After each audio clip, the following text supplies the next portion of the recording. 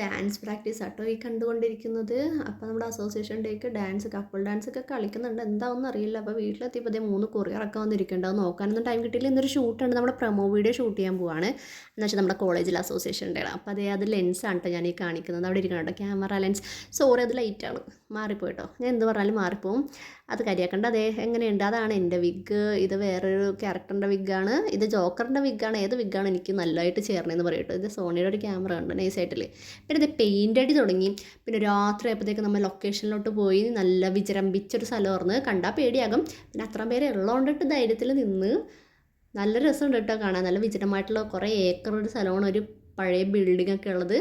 ഈ ഈ ഒരു തീമിന് ഹാലോവീൻ ആ തീമിന് പറ്റിയൊരു ലൊക്കേഷനായിരുന്നു. അത് ആരെ കണ്ടുപിടിച്ചതെന്നാവോ, നല്ല രസമുണ്ട്. അപ്പോൾ അത് അടുത്ത ഷോട്ട് ഈ ബിൽഡിങ്ങിൻ്റെ ഉള്ളിലാണ്. ഇതാണ് ജോക്കർ ആൻഡ് ഹാർലി ക്വിൻ. എങ്ങനെയുണ്ട് ഗായ്സ്? ഇതേതോ പ്രേതം പേരറിയില്ല.